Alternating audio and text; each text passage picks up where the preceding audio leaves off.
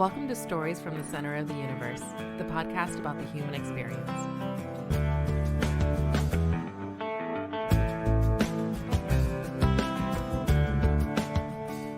Andrew Slater, welcome to the Center of the Universe. Thanks for joining us.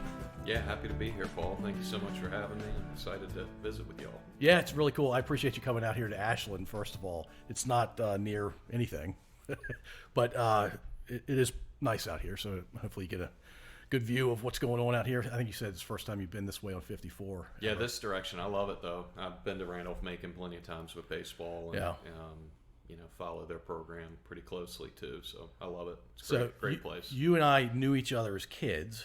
You are significantly younger than me. We're both adults, so who cares? But back then, you were, I think, in second grade when I was in 11th grade, and I played sports with your brother.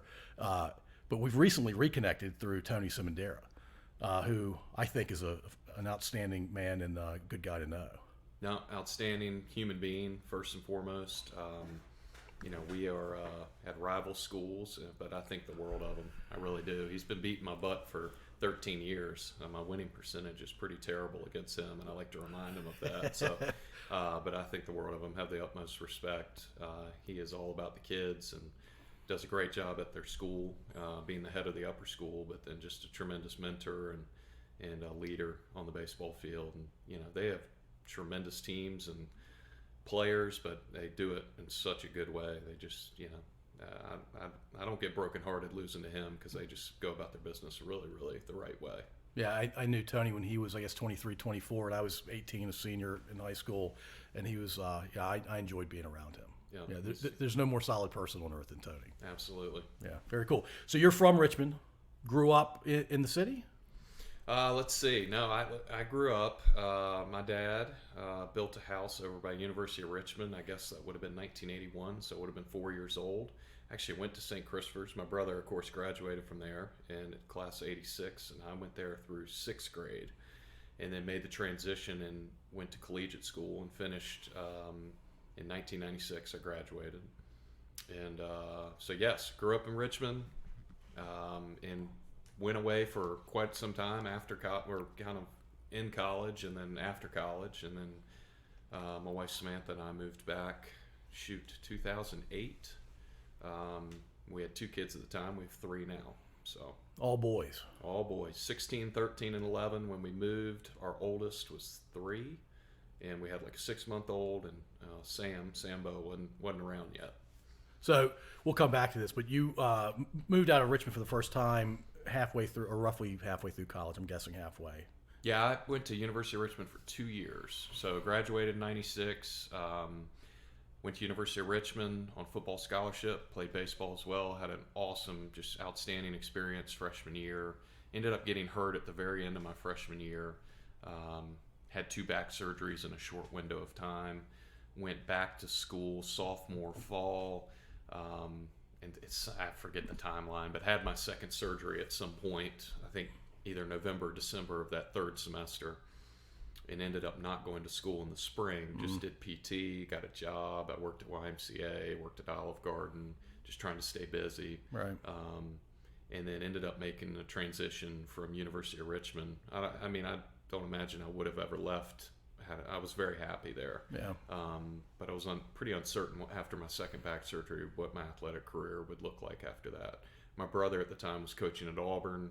I was very familiar with the school, loved it down there, so I ended up going there, being a part of the baseball program for 3 years. 2 as a player, limited role. I traveled, really fell in love and got a passion for coaching at that point. I think I had 25 at-bats in 2 years. And was just banged up and kind of broken down, but had an amazing experience, and then was a student assistant coach my last year, and that's when I kind of started my coaching journey. Was Tom there the whole time? He was there 99 and 2000, and then he left after 2000 to be the head coach at VMI. No, that's right. And Coach Hal Baird, who was my head coach there, retired after 2000 as well. He's a Hall of Fame coach, one of the best coaches in the country of all time for college baseball, and I've never learned more baseball than I did from that man. I mean, it's unbelievable sitting next to him in the dugout, watching SEC opponents and watching him manage a game and lead a team. It was tremendous. How long was he at Auburn? I think 16 years. Okay. If I get my math right. He coached the likes of Bo Jackson, Frank Thomas. You go down the list, and 16 years puts him with Bo and Frank. Greg Olson, and then of course we had some great teams. In '99, we were a super regional team, and we were in the regionals every year and had a lot of success. So it was an amazing experience. Auburn's been good for a long, long time. They have, and it's just I love the school, the program. I personally had an amazing experience, and just the big time athletics down there is really fun. Just as a fan, and also to be a part of.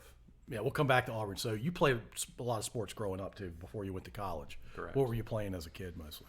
Well, let's see. As a kid, I always played organized. Soccer was probably my best and biggest sport growing up. I was a real, kind of year-round soccer guy. I loved baseball, basketball. I didn't start playing football till my junior year of high school. That's unusual, right? To not start until that late and then play in college. Yeah, I was a goalie in soccer. I guess I had a good leg back then, and I think one late spring junior year started kind of messing around kicking the football and was pretty decent at it because I had a good leg, and then I kind of got excited about it and I started doing it and I was good at it, and it just kind of evolved from there. And I kind of got to a point too where I think I'd played so much soccer that I just didn't think that's what I wanted to pursue after high school. I finished my high school soccer career and it was amazing. Played for Charlie Blair, played for some great travel teams, but I got really excited about the idea of playing football and kicking,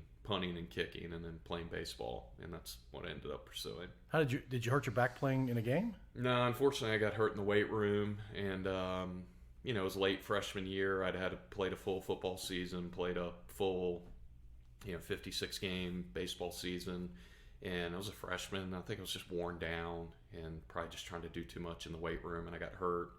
And a lot of people recover great from certain surgeries, and I did not, and it just kind of became a chronic thing that I've had issues with. Had a second surgery, and then it's been chronic, and kind of dealt with it the rest of my life. Yeah, but you figured out how to cope essentially. Just try to manage it and take care of myself, and just listen to your body. I think like any athlete or former athlete, you learn kind of what you can and can't do.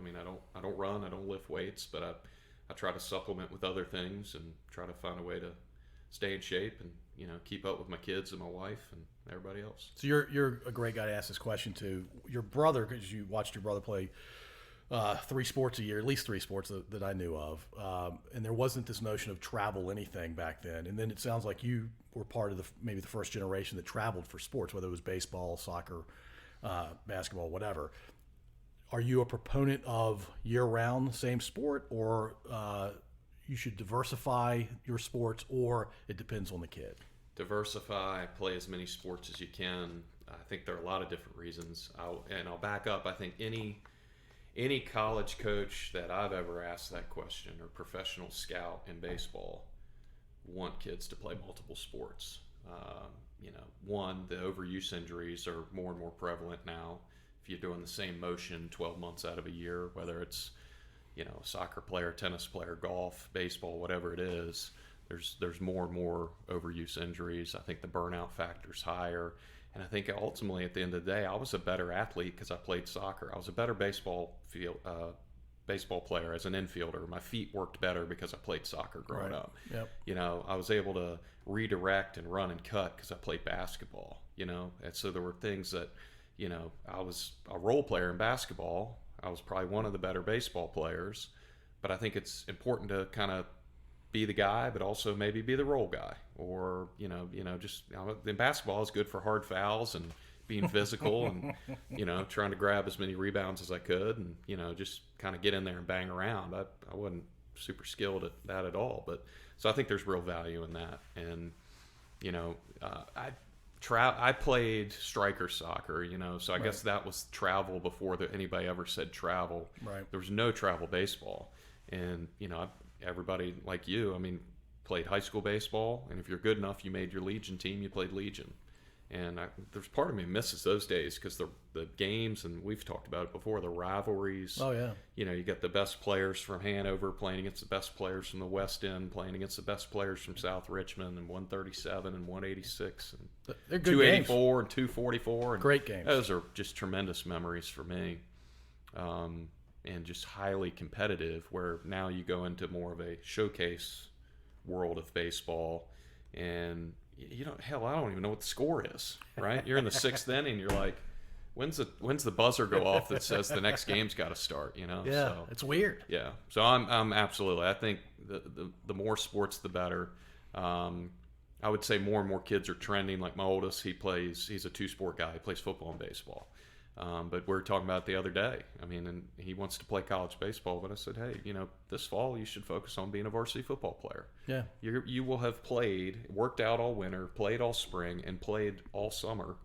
Come August, just be a football player and focus on school and worry about that. Yeah.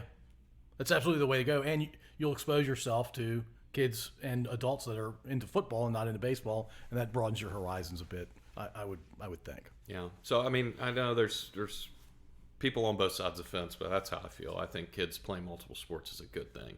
I think they're overall better athletes, and they just learn a lot. And I think the overuse injury is certainly a real thing these days. I mean, we had Clay Meredith on. He's from the Richmond area. I love Clay. Coached on my coaching staff. Okay, yeah. So he pitched for the Padres, Orioles, and he was drafted by the Red Sox. And he said he would still maybe be playing if he hadn't thrown so much. Right. And his elbow and his shoulder just weren't going to cooperate. So the overuse thing is real, especially for pitchers. Absolutely. Yeah, and the burnout thing, I would have to imagine doing anything that often is going to get old pretty quickly for most people. I think so. I mean, you know, I got a little burned out of soccer, and I played that more growing up than anything else, you know, and I think I just got to a certain point where I was booting the football around. I was like, oh, this is pretty cool, you know, and I liked putting the pads on. And in high school, you know, at a smaller private school, I got to play some receiver and play some D-end, and I just enjoyed it. It was fun. So when you were growing up, was there anything you did outside of sports when you had spare time or free time? I always hunted as a kid. I love to hunt and fish now. My kids love to hunt and fish. When I got hurt, I really started hunting and fishing even more, you know, because you get to a certain point where you're a teenager or as a college athlete where you just don't have time for much outside of your sport.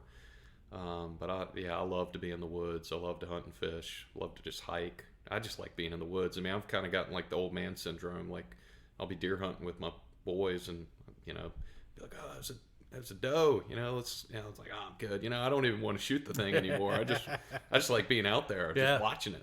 Well, being out there in nature, there's something to be said for that. Yeah, for sure. So yeah, hunting and fishing's always been a part of kind of our family and what we've enjoyed. And I've certainly enjoyed that with my own kids too. Yeah. And your dad, I guess, hunted and fished. Yeah, he was never a deer hunter. I didn't get into deer hunting till probably, you know, junior year of high school. But we grew up, you know, duck and goose hunting. We do an annual quail hunting trip in Georgia that started with me, my dad, and my brother, because we lived in 3 different areas probably 15 years ago. And, you know, we started at some point bringing my brother's son, who's now a senior in high school, or just graduated. And then my oldest started coming a few years ago, and then my middle one, and it's a lot of fun. So that's awesome. Yeah. Are there any girls in the family? Yes, there are girls in the family. I have a sister, Tacy. There are Julia is my brother's daughter, so my niece. Let's see, my sister has a son, Thomas, and then I have 3 boys. So there aren't a ton of girls, but there are girls, yes. My family's the opposite. I'm surrounded by women everywhere I look. Right. There's good and bad in both. Yeah, for sure. We're very blessed, so I can't complain a bit. Yeah, healthy is really the most important part. No doubt. Yeah, cool. So I'm guessing baseball is your favorite sport? Yeah, super passionate about baseball. My wife kind of laughs at me a lot because, like, you know, we just had a 22-game season. I'm on the field 6 days a week. I also coach travel ball every weekend. With my 13-year-old, I'm the head coach of his team. I do the summer showcase stuff with the older guys. And I'll come home and I'm like watching the SEC tournament, which is going on right now. I'm flipping over watching ACC tournament, trying to, you know, watch NC State because one of my players plays there. So she giggles at me a lot. She's just like, God, do you ever get enough of this? So what is it about baseball that really gravitates you to spend so much time around it? I don't know. I think it's a beautiful sport. I love the rhythm of the sport. I love that, if you're not someone that's a baseball person, you hear it just moves slow, but there's so many little intricacies of the game that I love watching other teams play and their style of play and what do they do here in first and thirds, and there are just so many little things to see and to kind of pick up and evaluate. So as a coach, I just kind of geek out. I just try to learn from everybody. So it's the detail and the analytics of the detail that you really enjoy. Yeah, outside of just the sport, I think being awesome, and just I love watching great athletes play baseball, and how well they can pitch and how well they can hit and how athletic they are in the field. I love it. And I grew up on a baseball field. I mean, I was a bat boy for 361 when I was 6, 7, and 8 years old. So I'm surprised I survived. Honestly, riding around with my brother in the Buick station wagon late at night coming back from wherever. Right. But a lot of good times for sure. I did take a line drive. I think I was 7 or 8. And I was catching up in BP. From a high school kid. Oh, yeah. I think it was Steve Franklin, who was a heck of a player back. I think he went to Freeman. Yeah. And he hit a line drive that probably went 4 feet off the ground. And I'm deep left field, I think Donnie Phillips was the coach. Yeah. My brother, was like, hey, just go deep left field. Just, and I was good enough, I guess, to get in the area code of a fly ball. And if it had enough air in under, I could catch it as an 8-year-old, whatever, no big deal. And he had a missile. I'm excited. I'm like, I'm all over it. Just dotted me right in the chest. Did it knock the wind out? Oh, it crushed me. Didn't break it. Donnie and my brother still laugh about it because I think they thought it killed me. I got over there. I guess there's a chance it could. Yeah. Oh, man. What position did you play in baseball? I'll say I was a corner infielder. I was a third baseman in high school and I pitched. And once I went to college, I was pretty much a third baseman. I played a little corner outfield too. So do you enjoy playing defense or batting more? I love to hit. I love to pitch too, because you just got the ball in your hand. And I didn't catch a whole lot, but I always liked catching too. And my oldest is a catcher, so I wish I had caught more. Kind of coming. Catching's fun. Yeah, you're involved every pitch. Yeah, even if it doesn't get to you. Right. Yeah. Yeah, for sure. Third's a fun position too, though. Yeah, it's what I kind of naturally gravitated towards. I was big and slow with heavy feet, so I wasn't going to play in the middle of the field. So, yeah. But I had a decent arm and decent hands, so that's where I ended up. Were you a power hitter or more of a average guy? I like to think both. Hitting for average, I should. No, I like to think both. Honestly, I mean, I probably had more raw power than actual usable power if you were evaluating me. But I had some power, and but I also took a lot of pride. And we grew up in the era of watching Wade Boggs and Tony Gwynn, and I liked getting hits. Yeah, I liked getting on base. Who doesn't like getting on base, right? So I mean, just adjusting the swing and the approach to the count or to the situation. I feel like we're losing some of that in baseball, especially in pro ball. You see, they're just trying to launch. You just see so much more swing and miss, and I don't like the shift, all the shifts, and you got 3 infielders over on one side of the field. I really hope they modify that and at least make 2 guys stay on one side of the field and the other 2 on the other, because I mean, guys are actually having good at bats and hitting a missile up the middle of the field, and an infielder, I don't even know which one, is standing there and just throws them out. Yeah. And it's like, I don't like all the shifting personally. I just think it's the averages are going down, the offense is going down. There's so much data now. It's like they know exactly where guys are going to hit the ball if they hit it on the ground. Yeah. Right. And I don't know, to a certain point, I mean, I like the old, hey, let's, as a manager, as a coach, sit in there and knowing my guy's stuff and then reading the swing and evaluating the swing. And if he executes his pitch here, he's probably going to hit it in that vicinity. Right. It must feel like that's kind of gone, and they're just looking at a chart saying he will hit it here, stand there. Are they charting it based on the type of pitch and the location of the pitch, or is it just the hitter against a lefty versus a righty? He's definitely going to. Oh, I think they have access to so many resources now. They can do whatever they want. That gets boring if it's too predictable. It's not. Right. It becomes less fun. Right, for sure. Well, that's not happening on the high school or college level. Well, maybe at the college You're level. seeing some high schools starting to shift more. Nothing extreme. I mean, I would say we shift our outfielders a lot, and we pull them on strings, almost like a zone defense, but nothing crazy. I mean, we don't have our third baseman playing shortstop and our shortstop over and playing behind second base, and we don't have anything too crazy. Yeah, I mean the outfield thing that's traditional. That makes sense to me. But the infield moving around like that, maybe nudging a couple of feet, but not really moving any more than that. Right. Staying behind second base just doesn't make any sense. No, I don't like it. I don't think it's good for the game personally, but no one's asking me, and I don't think they will anytime soon. Well, but you are a coach, so you get to have control of your team anyway. For sure. So is that what you're going to do, you think? You be the ball coach and be involved with baseball until you just can't do it anymore? I don't know. I mean, I've loved mentoring kids. I love coaching and developing a team. I have no plan outside of coaching baseball. I am getting my athletic administration degree. I'm finishing up. I've got 2 classes left. So that's certainly an avenue I have some interest in. Yeah. Just having been involved in athletic departments University of Richmond, Auburn, Western Kentucky, VMI, and then 13 years at the high school level. I could certainly, if I wasn't coaching, I could see myself in athletic administration in some capacity. So we'll kind of see where things take me. I'm incredibly happy right now. I mean, one of my kids is playing for me. The other 2 will in the next 6 or 7 years, whatever my youngest has left. So I'm in no rush. I'm in a good spot. Yeah. And love what we've done with our program over 13 years. We were fortunate enough to win a state championship in 2016. Oh, that's cool. We've won a lot of baseball games, and we've done it with just outstanding young men. And this year's team was the youngest team I've ever had, and I had a blast coaching them. 1, because we lost last year, but 2, just because they showed up every day and they're hungry and they wanted to get better and they worked, and we just had a good time. And we were 12-10. We were not one of my best teams, but it was a great season, and I think the season was a big success.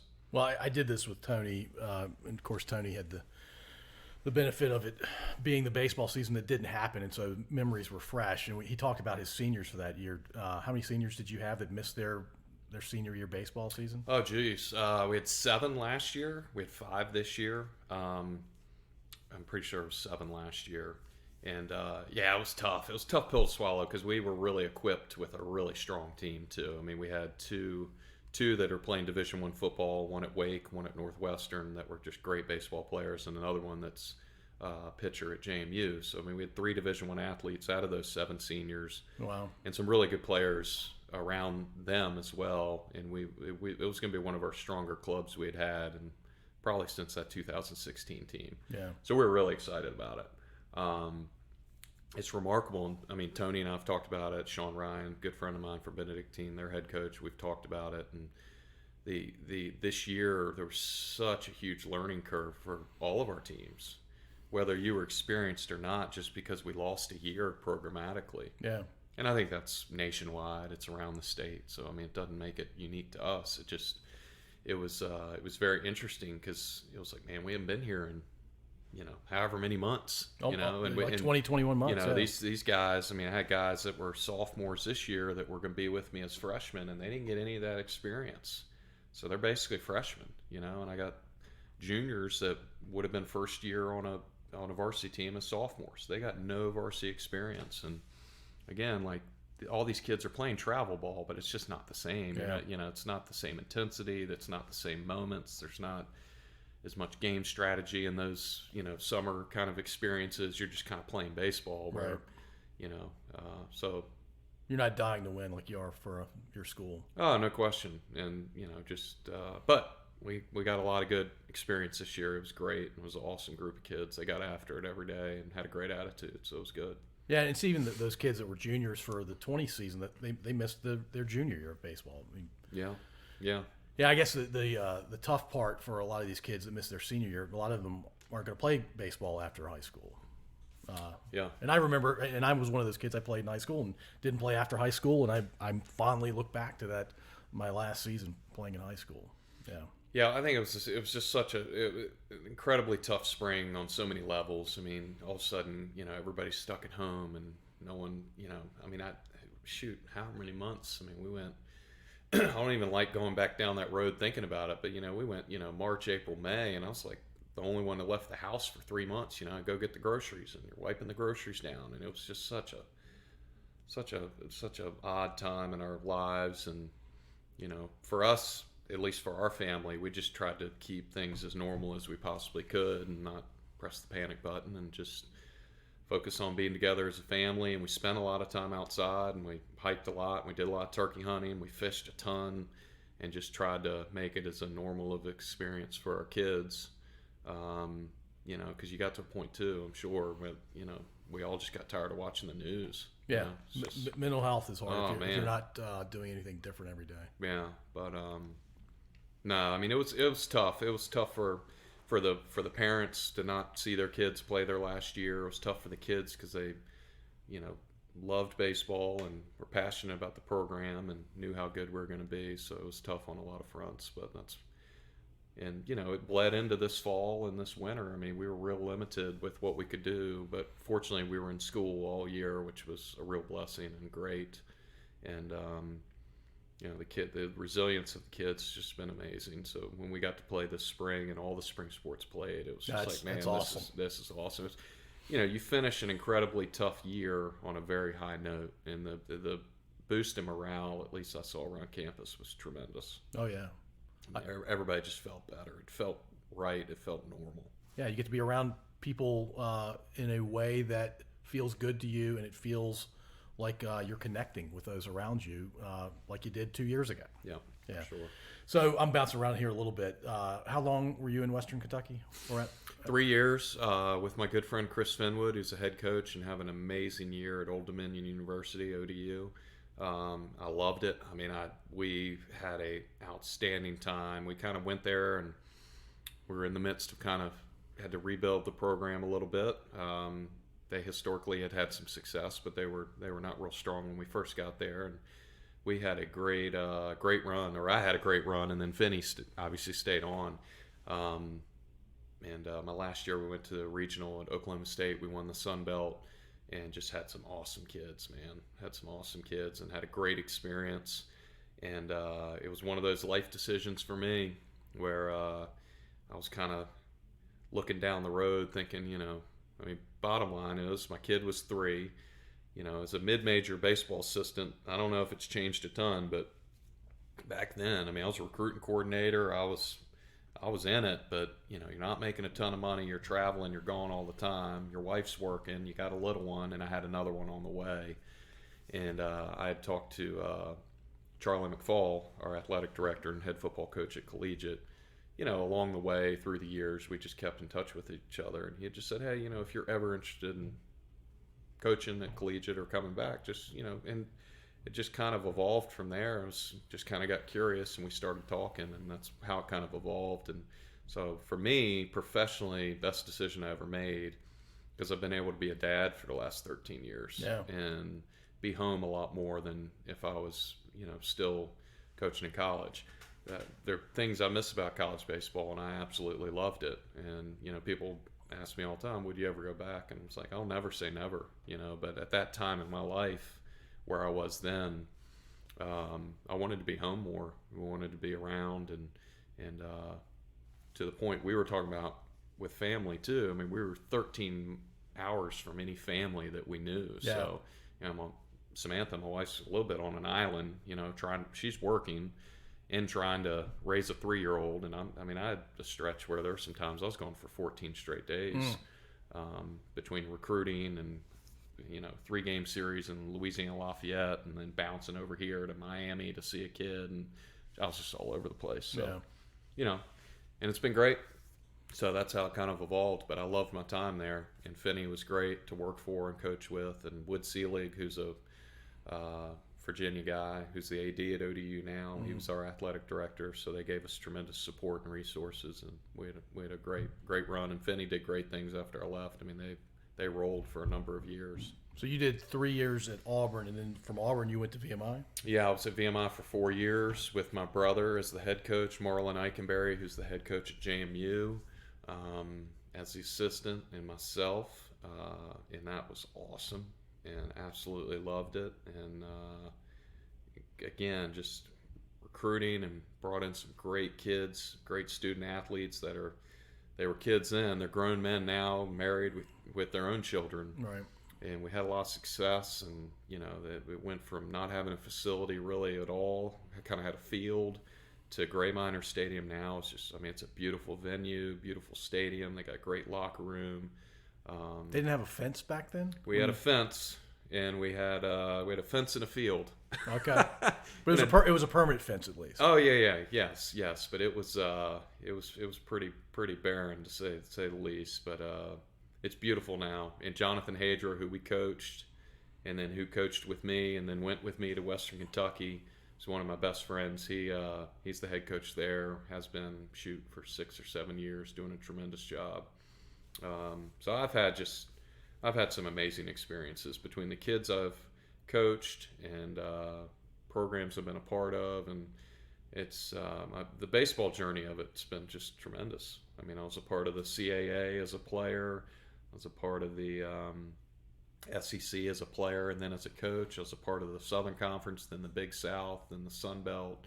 I've just been really fortunate to have a lot of exposure to great baseball programs, great baseball people, and have really benefited from it myself as a coach, and like to think mentor of young men.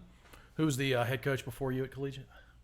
Tommy Knuckles, who works for Tony and does a tremendous job, and he did a tremendous job at Collegiate, and he's pitching coach there and runs the Virginia Breeze program, and just a great baseball coach. He does a tremendous job. Yeah, he's got a pretty powerful name around Richmond. For sure. Yeah. For sure. That's awesome. All right, so let's go back to football. I didn't realize when you said you played football that you were a kicker until today.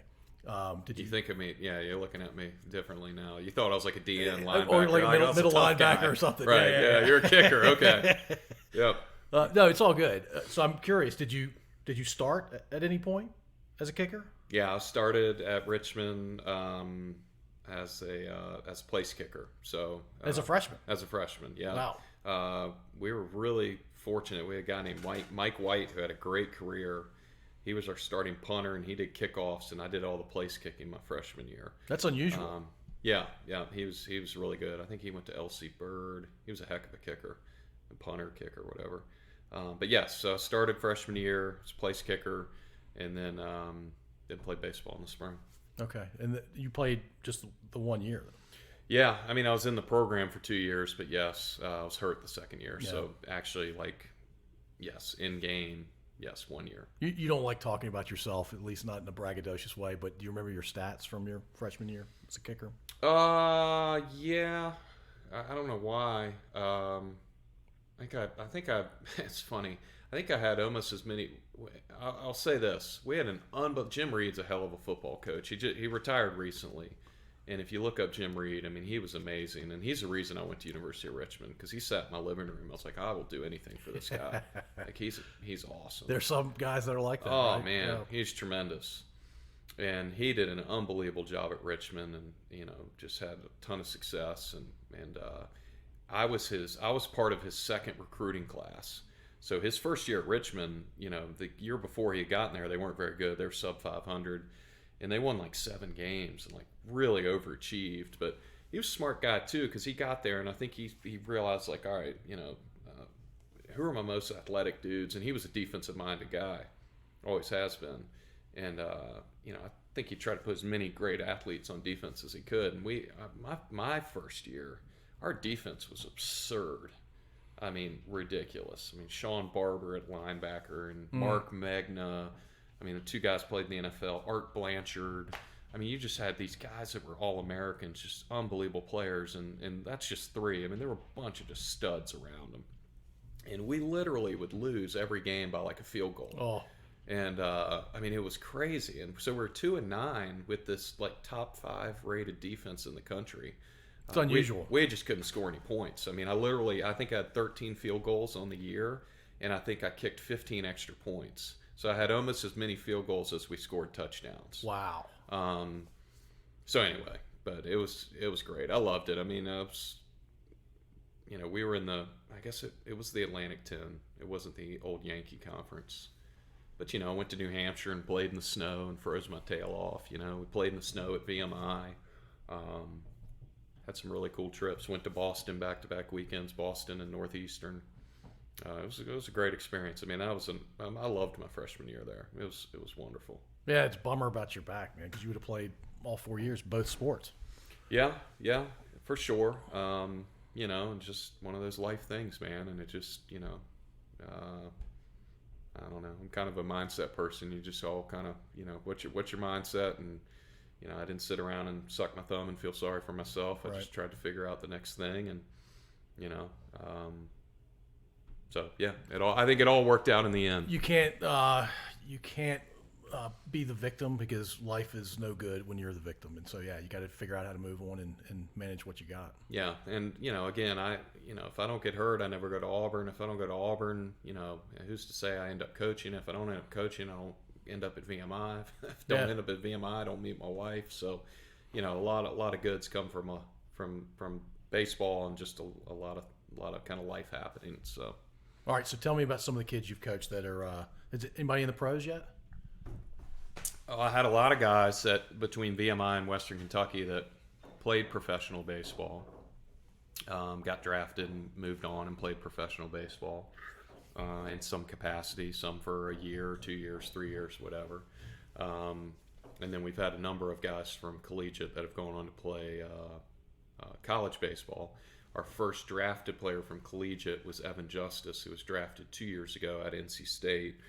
He's their closer right now. I think he's 5-1 with 4-1 with. He's got great stats. He's been phenomenal, and he's up to 98. And he helped us win a state championship, and just a tremendous athlete, competitor, and even better kid. And the family, Brian and Michelle, they're amazing people. What was he throwing in high school? If he's throwing, he was 84, 88. That's moving in high school. No, absolutely. Now they talk about all the spin rate metrics, where old people like me just say, hey, the ball's got good life to it. The ball really gets on you. And, he'd throw, even in high school, if he was throwing 84, just guys never got good swings off him, So his fastball played up. And, so, if on days he was throwing 88, it looked like 93. Oh, yeah. But no, I mean, he's coming out of the pen now. He's been up to 98 this year. And, he's sitting kind of 95 to 97, just throwing the crud out of it. Where is he? NC State. He's at NC State. Yeah. And he's going to be a junior? Well, he's a COVID junior. He's getting ready to graduate. He's in his fourth year. Last year, the draft, I don't know if you follow it, but they basically knocked it down to 5 rounds. So he wasn't in the 5 rounds, but he got a lot of calls. But he didn't want to sign as a free agent because they put a minimum on the free agent, what they could sign for. So he went back to school, and I think it was a great decision for him because they're having a great year.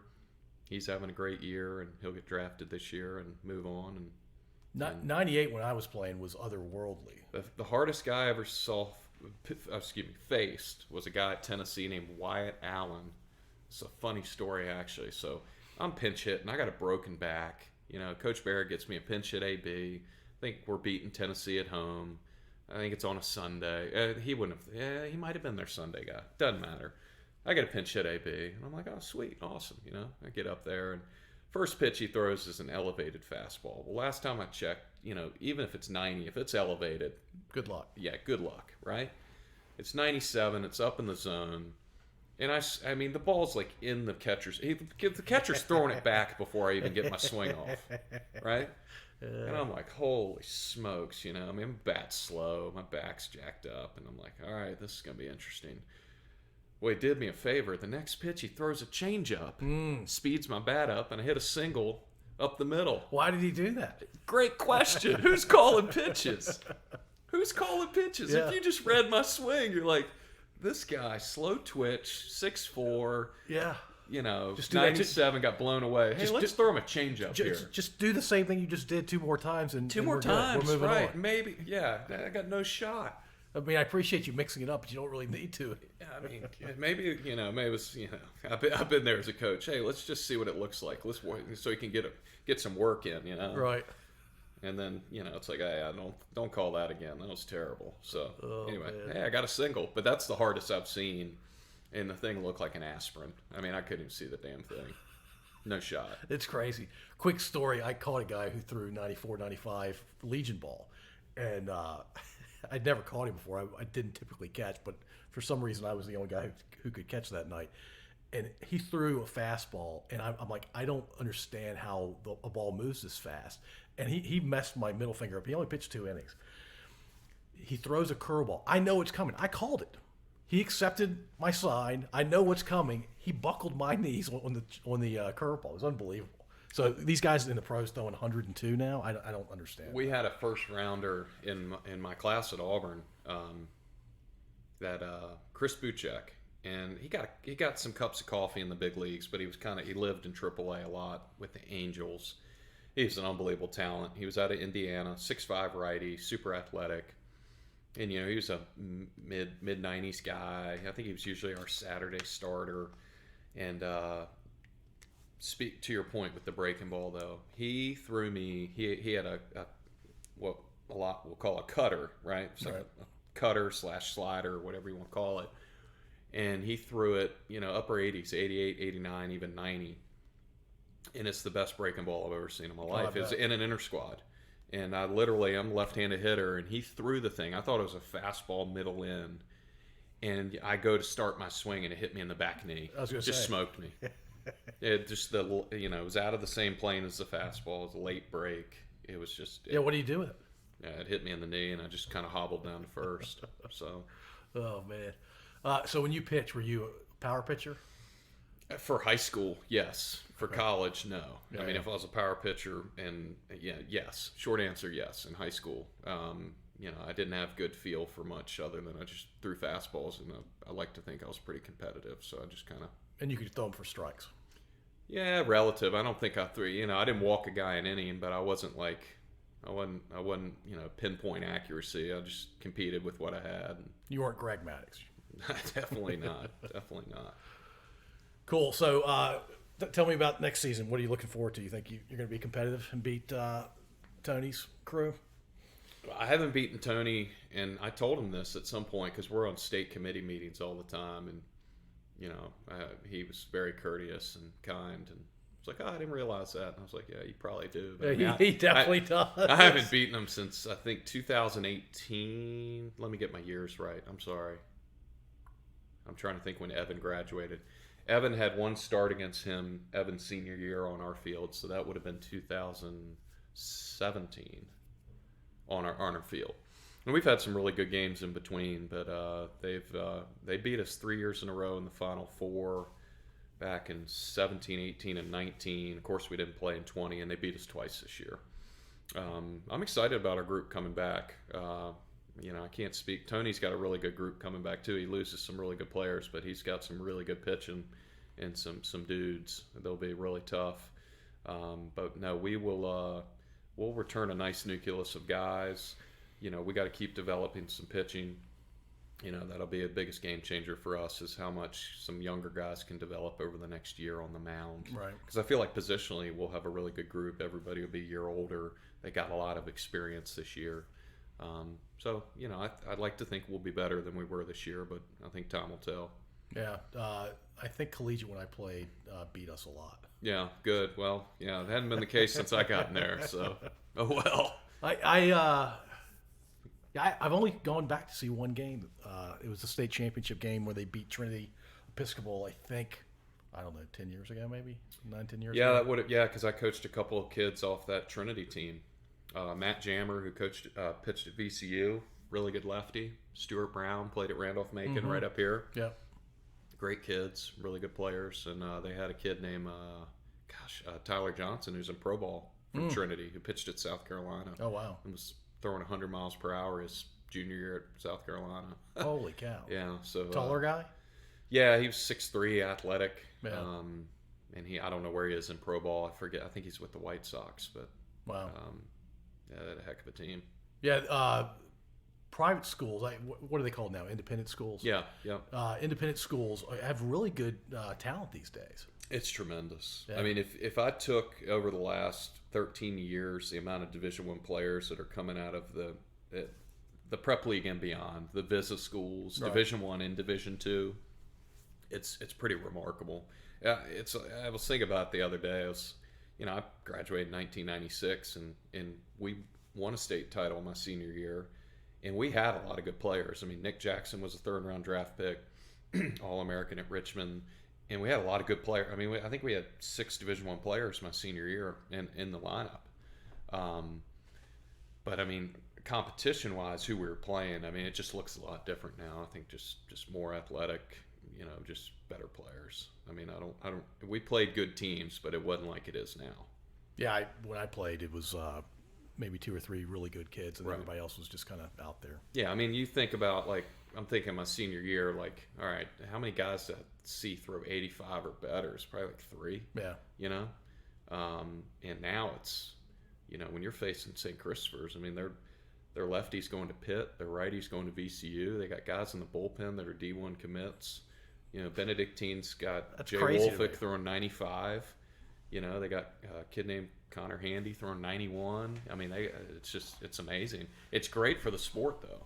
And the cool thing, I think, with baseball in our state is you just got so many good men leading these programs that are just good people. Yeah. And, you got great players led by great men. And so it's made for a lot just fun, healthy competition, but just a lot of respect going around, I think, amongst all of us. So I don't remember that many kids throwing in the low to mid 90s, and even in Legion ball back in the 80s and 90s. Is it just repetition and kids are just working out smarter, working out better, doing it more, and so repetition is part of it? I don't understand that many kids throwing that hard. Yeah, I don't either. And I think, I think there are more kids throwing with better velocity than ever. I think there's, better training methodology. There's more kids in the weight room. I mean, I didn't really lift a weight in high school. Didn't do it. Didn't have maybe a little bit, but not a whole lot. So I think just between training, access to professional training, and just the overall athleticism piece, between the weight room and the coaches and coaching they're getting, and then more of what to your point, more of the year round. Yeah. Of course, throwing year round is not going to guarantee that you throw 90, but if you're a pretty athletic kid with a loose arm with some hand speed, Right. you got a better chance if you're training and working at it more. Yeah. For sure. So All yeah, right. but you're right. There are a lot more arm strength than 15, 20 years ago going around for sure. Yeah. There was one kid who threw in the mid 80s, and he was unique. He was the only one who was doing that back in the day. Yeah. All right, so I'm going to bounce around again. Tell me about how you met your wife. I was coaching at VMI. I just finished my first year. She was teaching. She's from Buena Vista, which is east of Lexington. If you don't know where it is, about 6 miles east of Lexington. She was teaching and coaching at Perry McClure, her old high school, the Fightin' Blues, and she went to Virginia Tech. So she was back home, and I think it was our volunteer coach at the time, was dating her roommate. So just, mutual friends kind of met and kind of hit it off, and kind of rest is history after that. So Now you got 3 boys with her. 3 boys. She's my best friend. Just absolute blessing to meet her and the family we've created, and we have a lot of fun together. So really Did you say her name? Samantha. Yeah. Yeah, and then what are your boys' names? Will, Jake, and Sam. All right, nice. Yeah, Will's 16, just started driving, so he feels like a big boy now. Jake's 13, and Sam is 11. And they're a lot of fun, but they're different, I'm guessing. They are, but they are and they aren't. They've definitely got some Slater boy in them. Got a little bit of a meathead streak to them sometimes. You said it, I didn't say that. It's all good.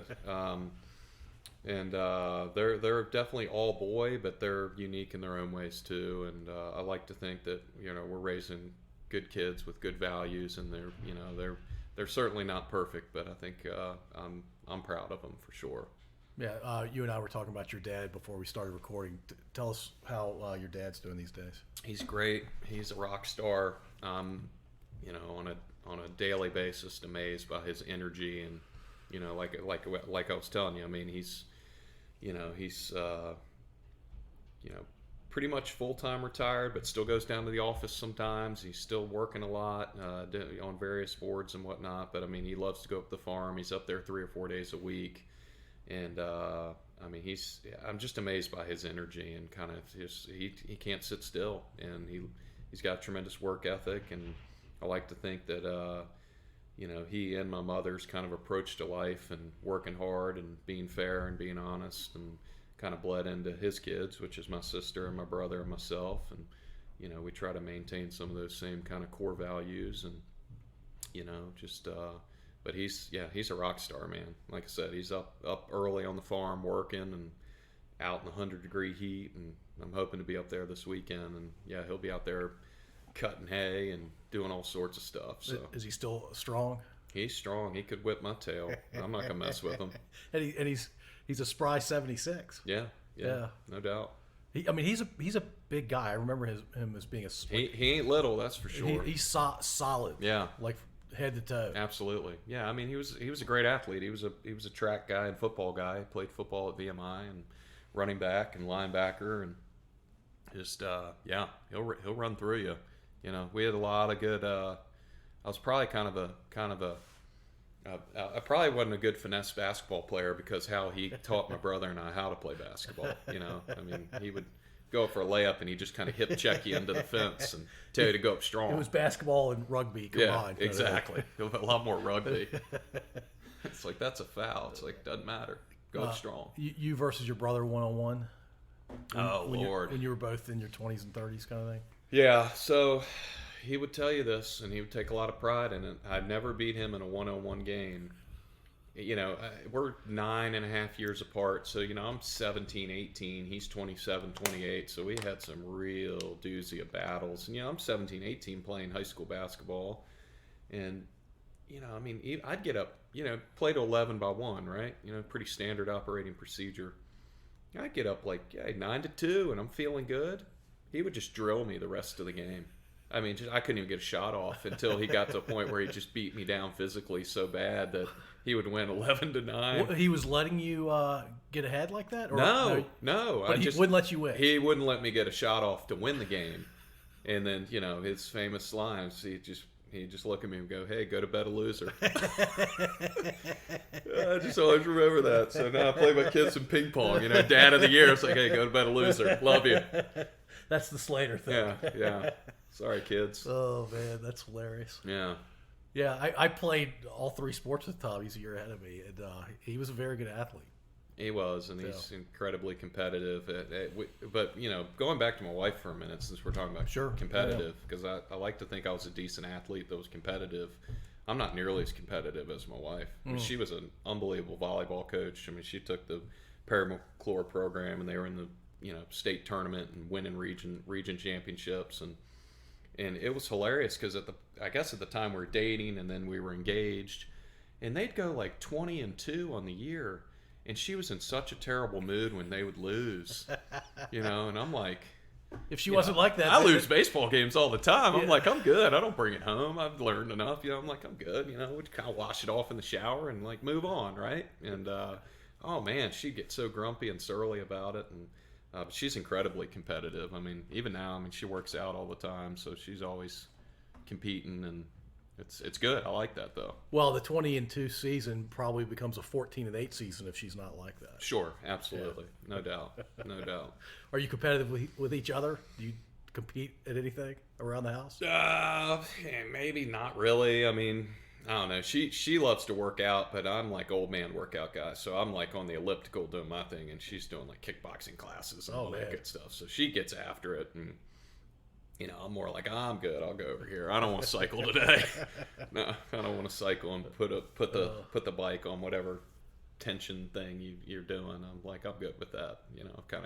I got that out at No, I get earlier it. age. I get it. I get it. Hey, so when you're not coaching at Collegiate, what's the rest of the year look like for you? Like work-wise? Yeah, or in general. Yeah, so when I first got there, I was only in the athletic department. Then I phased into the middle school. I work in student activities in the middle school. I still have a small role in the athletic department as well. So that's kind of my day-to-day, like 8 to 3, and I'm involved in various activities. I don't teach in the classroom per se. I'm an advisor, voice advisor for 8th grade. I run all our academic activities, fine art activities, kind of manage and organize those on a daily basis, and then just kind of have my hands in a lot of stuff, kind of day-to-day logistics. And then sport-wise, in the afternoons, I coach all 3 seasons. I coach JV football, middle school basketball, varsity baseball, and then I do year-round baseball training at Rocket. You're busy, man. Yeah, we're hopping around a lot. I like being busy. I mean, I like to think it's part of my dad coming out of me. Yeah. I like being busy, and part of the coaching piece too is like my kids are already at school at practices, or they're involved in these different programs already. So I mean, it's like I don't mind. I'm already going to be there waiting on Jake to finish middle school practice. I might as well coach JV football while I'm there. Right. And I enjoy coaching. And I like coaching other sports. Obviously baseball's my deal, but I think from an all school perspective, it's good because I get to learn and meet so many different kids. Yeah. That I might not know otherwise. That's why I really like being an advisor. I get to meet so many different kids that maybe I wouldn't have a relationship with. How many kids per class at Collegiate? Well, in a pre-COVID world, you're looking at 18 to 20, 17 to 20. This year, I think the max, depended on the classroom, but it was like 12.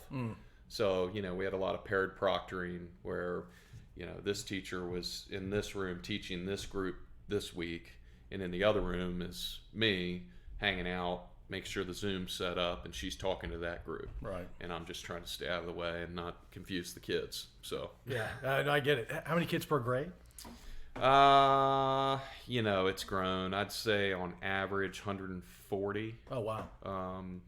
65 to 70 boys and girls per class. Yeah.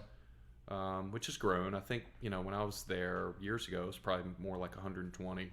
So it's gotten a little bigger. So I haven't seen the collegiate baseball field since I played on it a long time ago, and there was those weird wooden picket roll-up fences. That was the outfield fence back then. Did you play with that? Yeah. I think we did away with those. Somebody probably got impaled, and you probably ran through the fence. Didn't you?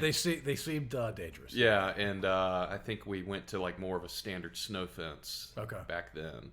I even feel like maybe freshman, sophomore year, we didn't even have a fence. Like, because I was too slow. I couldn't hit a triple, but I hit a few triples in the prep league. You go to like VES and you just hit a ball in the gap, and it's like... St. Christopher's the same way. Yeah, exactly. I remember hitting a ball at St. Chris that I thought I absolutely crushed, and the center fielder, who knows how many feet he was. It probably wasn't as far as I thought, but at the time, I thought I crushed the ball. Yeah, He was just sitting there like... He's probably standing behind where the fence would have been. Right. If they had a fence. I like to think so, at least. But now, of course... But you were a lefty. I was a switch hitter. I didn't start hitting lefty till I did a lot. I played a lot of stickball as a kid growing up, and I started messing around with it when I was probably 14 or 15. But I didn't in a game hit left-handed until I think I was 17. So you're predominantly 16 or 17. You're predominantly a right-hander, but you ended up... I was a much better left-handed hitter. It's weird. Yeah, I'm right-eye dominant, and I had a lot better swing. My righty swing was kind of flat, and my lefty swing, I just had natural lift to it, and I just had a looser swing. Yeah. I don't know, just my swing worked better. Yeah, St. Christopher's Field, you loved it being a lefty. Yeah, like, the road was right there. No, absolutely, yeah. But our field at Collegiate now, Robbins campus is off campus, 5 miles west of the academic campus, Moreland campus. And Sam Newell Field is, it's unbelievable. We're so fortunate to go out there every day and practice and to get our work in and to play games there. I mean, it's got a green monster in left field. Oh, that's so cool. You get the pine trees in the background. It's beautiful. I should go check it out. It's really worth your time, honestly. Proper dugouts and the whole thing. Yeah, it's beautiful. Yeah. It's awesome. And St. Christopher's actually did some upgrading too. Their facility's great. I mean, the facilities going around the state are really good. I mean, a lot of schools have put time, money, and resources into making these facilities nice. That's great. Yeah. That's awesome. Well, Andrew, it's great talking to you, man. It's right at an hour. We talked about an hour. I appreciate you joining us, and please tell your family I said hey. Oh, well, thank you so much for having me. This was a lot of fun. I enjoyed it. I talked baseball and family and life all day, so thank you so much for having me. Yeah, it's great having you, man. Appreciate it. All right.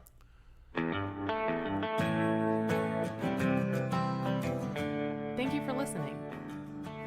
If you enjoyed this episode, please subscribe to wherever you listen to podcasts. We'd also really appreciate if you'd rate and review us. You can find us at scodupodcast.com.